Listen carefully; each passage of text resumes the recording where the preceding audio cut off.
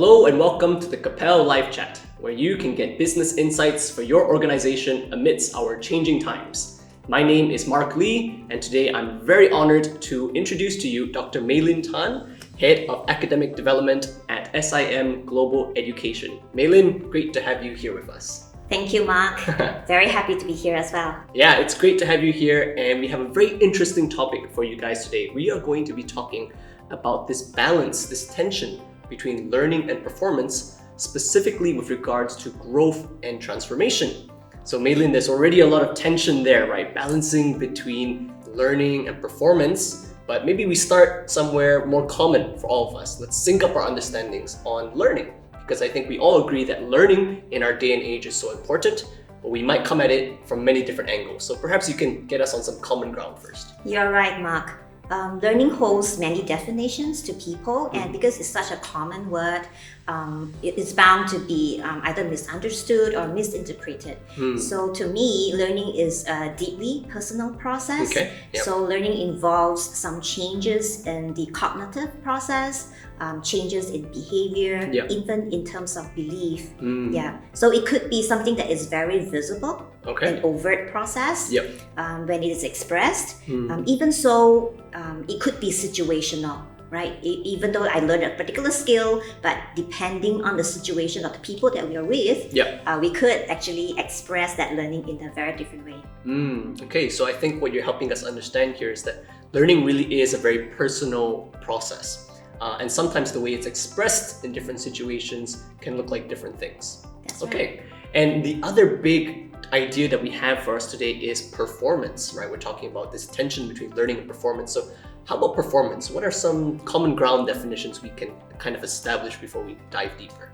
Okay, to unpack performance, I think in a business world, performance is a favorite word. Yeah, a lot of people tend to use a performance-focused program, even performance-focused learning. Yes. Yeah, they mingle both the words together. Yeah. So performance is usually associated with social or collectively defined success. So somebody would say that you have performed well, or you have displayed good performance because you have added certain value, or you have achieved a higher score. So that is something that is more external, and people can see and agree upon.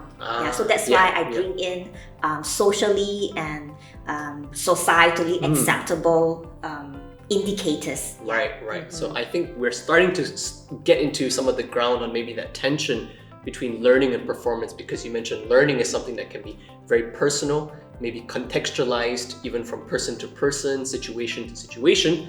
But then when you talk about performance, you're about collective standards, almost societal or maybe organizational, if I could say, expectations. That's right. It's a very, very standard way that you're supposed to perform, to deliver.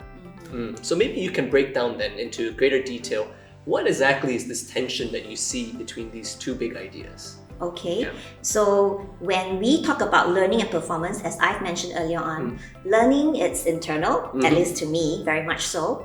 And then performance is external. So people will operate between these two zones alternatingly, right? For example, in the academic context, the easiest way to classify learning and performance in a classroom or in a college or even school environment would be before you take the high-stakes exams, PSLE, A-levels, or university exams. Definitely remember those. So there's a certain performance that's expected of you to score a number of A's or certain scores or marks given by the teachers. That's right. Yes. Then we associate learning as what happens in the classroom before you take that formal exam. So that's a very simple way of classifying it in the academic context. In the business world, or in a workplace, or even in sports, learning is very much like the practice before you go on stage. Before you perform a surgery, let's say you're a surgeon, you go through a certain practice and study period of time to gain the skill, and then at that special stage or at that special situation, you will demonstrate to what extent you mastered that skill. So in short, learning, the objective of learning is for improvement. And the objective for performance is actually execution. So you are executing your mastery, your skill, demonstrating it. Learning would be experimentation. There could be setbacks and failures. Right. I think that's probably something that's very helpful to capture, which is that the studying or the learning process, I think many of us are kind of familiar with, it's about gathering that knowledge. It's about maybe taking 2 steps forward, maybe 1 step back or to the side. It's kind of a bit of a messier process, but once you go to perform, you're really expected to execute at a certain standard. And I think that's maybe where some organizations struggle a little bit. They say, hey, we want our people to both be able to learn, but there's a certain mess perhaps that's associated with that, a certain cost, you might even say. Can we not just ask them to perform, right? Can we not just have them maybe continually executing? So what are your thoughts on that in terms of how to really maybe balance between this desire to both grow but also still uphold professional standards and execute at those high levels?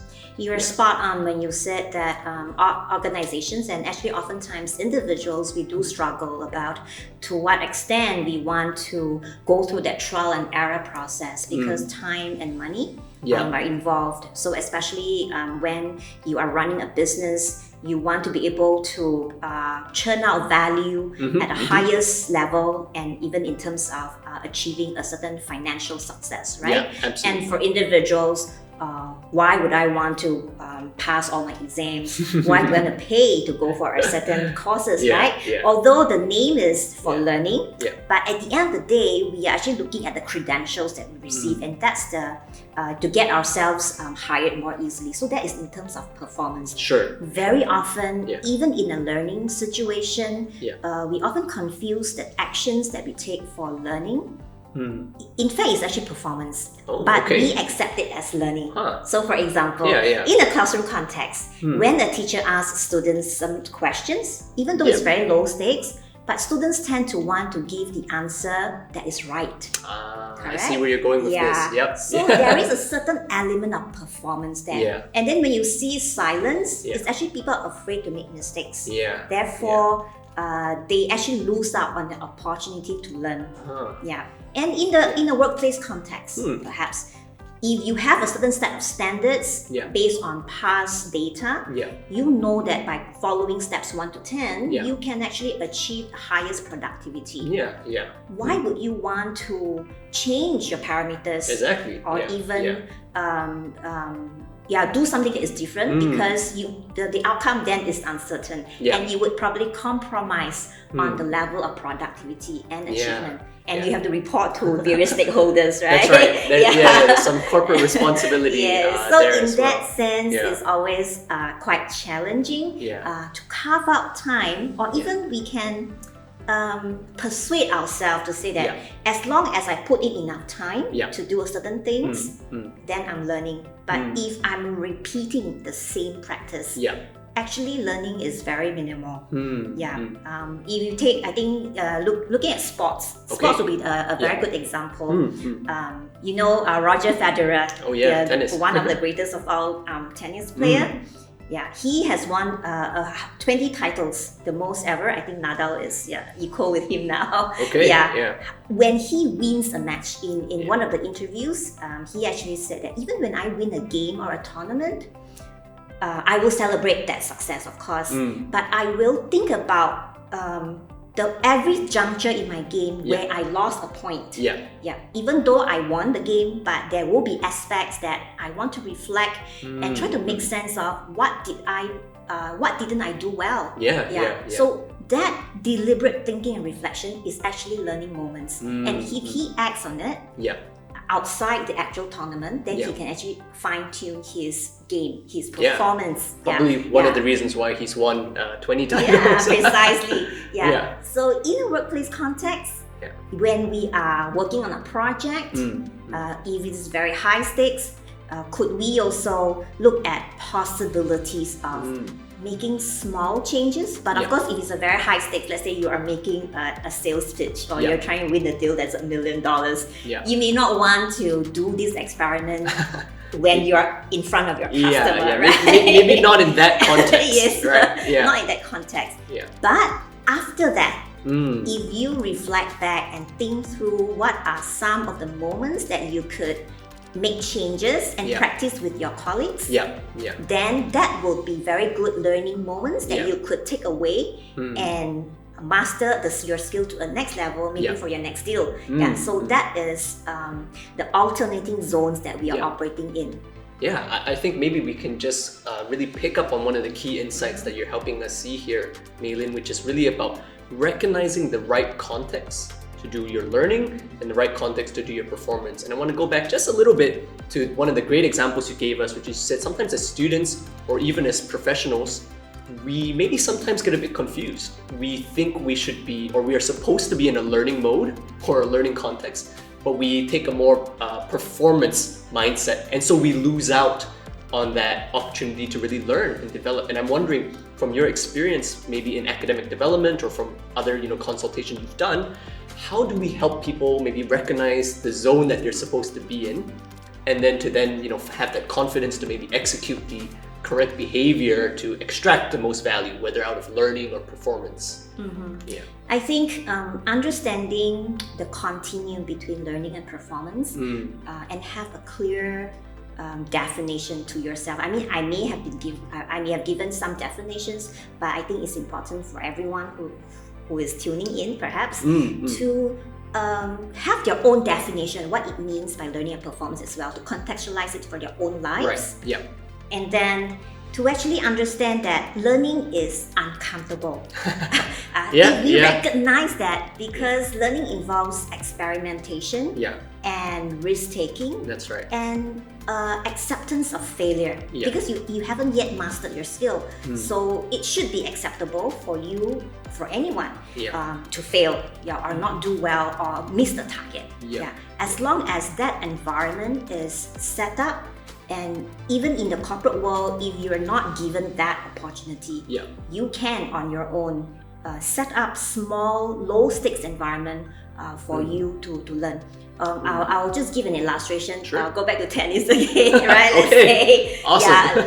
If you are learning tennis for the first time and you wanted to do a good serve, right? For example, to serve, you can tell yourselves, like what Malcolm Gladwell said, if you put in 10,000 hours of practice, you will become an expert in any field. But actually there's a caveat there, right? I can spend time doing practice for 100 serves. But if I simply are mindlessly repeating that action, I may still improve, but at a very, very slow pace. And may even feel that, I have put in the hours, I've actually done my practice and feel good about it. But for a person who's doing a deliberate practice, I could have just spent the same 1 hour of time to doing that serve, but serving every time there is a partner or perhaps someone to record down how well you've done it and then to give you a feedback. So every serve that you make a evaluation to what extent you want to correct your posture or your serve. So that feedback is actually important to help you improve in a higher level or more efficiently in a shorter time, in fact. Great. So I just want to highlight that for our listeners and our viewers. I think what you're helping us realize is that evaluation, that intentional evaluation is so key, right? So you can't just go about it thinking, I'm just going to invest all this time, but never actually evaluate how are you using that time, or how has your performance or your learning been growing in that period of time. And I'm just wondering, for maybe organizations who are so busy, or perhaps maybe they're thinking, Maylyn, this all sounds great, but almost every day I'm in a high stakes environment, right? There's not a deal I can afford to lose. There's not a staff member that I can really afford to maybe go about such a long experimental journey. What do you think are some practical, handles or encouragement to get them started on balancing? Because it's not saying go one way or the other, but it's finding that balance. Yes, it would be quite challenging to find a balance, like you said. What I believe that if you're a people leader or you're managing a team in a corporate context, so you have that performance indicators, the KPI that is set forth right? But when you are working with your team members, you may want to facilitate a more psychologically safe environment. Okay. Yeah. When you are having conversations with your team members, especially as a people leader, your word actually carries a lot of weight. Yeah. Instead of using an advocacy orientation, like saying, yes, I would like to do it this way, that way, because everybody in the team will just be following what you're saying. You're not giving room for people to express their thinking. So if you go through a more exploratory orientation and affirming people, so that thinking process is actually a learning for the whole team. Because when everybody's voices are represented, the decision making is actually better, and we can expect a better, a quality decision, maybe not directly translated to a business outcome immediately, but in terms of resilience and weathering uncertain environment, that builds the resilience muscles. I think that's really great. I think it goes back to what we were saying earlier, which is a leader or as people who are in charge of managing others, helping them recognize what context they're in. So if you as a leader just come out and you're very direct and say, hey, I'm also here to help create a space where we're all learning. That's right. Everyone gets cued in to say, oh, okay, there's no pressure on me to perform here. I can really voice my opinion, which I think is going to be constructively helpful, even if it's not, maybe fully formed yet or quite at that, tip-top level just yet, because it's a learning space after all. Yeah? That's right. Okay, so we are very quickly coming to the close of our time. Maylyn, I'd just like to ask if you have any kind of food for thought to leave for our viewers and listeners before we round off this session. Okay, I think just taking from what we've discussed early on about people leadership and working in a team in a corporate setting, what Carol Dweck, Guru for Growth Mindset, she actually recommended that in order to make space for learning and to foster a growth mindset, you can actually reward effort, you can reward strategy as well as progress. So I think companies tend to focus on progress, right? Whether to what value you're adding. But I think recognizing that people are putting in effort, that is the intention and the motivation part to do something different. And then the strategy that they use, is it something that is just a repeat from history or they try to experiment? So that strategy also should be recognized and rewarded alongside with progress. Great. So that's probably one takeaway that people can consider. I think that's really wonderful. Maylyn, thanks so much for expanding our horizons. I think really helping us question, both as individuals, but also as, say, leaders of corporations or others, really our definitions of success. Is it really just performance or effort and strategy and other elements like that, which really show a sincere effort to find a way forward that is maybe not so set in stone just yet? Can we still reward those things?